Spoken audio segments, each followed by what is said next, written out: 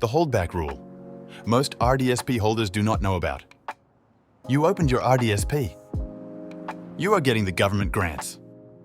Everything is going according to plan. Then, you try to make a withdrawal and find out the government can take back every dollar they put in over the last 10 years. Nobody warned you about this. It is called the holdback rule. I am Grant Maple. When I first learned about the RDSP, the holdback rule was the one thing that almost nobody mentioned. It took real digging to understand how it works and why it matters. Here's what I found.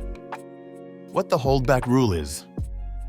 The holdback rule is also known as the 10-year repayment rule or the assistance holdback amount. It says that if you withdraw money from your RDSP, any government grants and bonds deposited in the 10 years before that withdrawal must be repaid. Not the investment gains on them. The actual grant and bond dollars themselves go back to the government.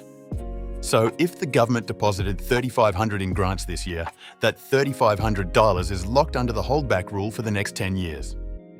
If you make a withdrawal before that window closes, those dollars get clawed back. Why it exists. The RDSP was designed as a long-term savings tool, not a short-term account.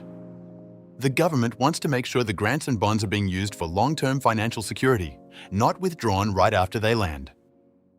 The holdback rule is how they enforce that. It is not a penalty for having the account. It is a condition of the free money.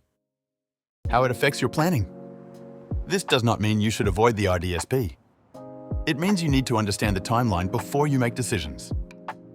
If you are contributing and collecting grants today, those grants become fully yours after 10 years with no withdrawal. The clock runs on each deposit individually, not on the account as a whole. The practical takeaway is simple. If you do not need the money in the next 10 years, the holdback rule will never affect you. You contribute, the government matches, the investments grow, and after 10 years, those grant dollars are yours free and clear. If you do need access sooner, that is when you need to plan carefully. Any withdrawal triggers the holdback on the most recent 10 years of grants and bonds. The older deposits that have already cleared the 10-year window are safe. What most people get wrong. The biggest mistake is thinking the holdback rule means the RDSP is not worth it. That is the wrong conclusion. Even with the rule in place, the grant match is still one of the best deals available to eligible Canadians. The rule just means you should treat the RDSP like what it is, a long-term plan, not an emergency fund. To recap, the holdback rule means government grants and bonds deposited in the last 10 years must be repaid if you make a withdrawal. It applies per deposit, not per account. If you leave the money alone for 10 years, the rule never touches you.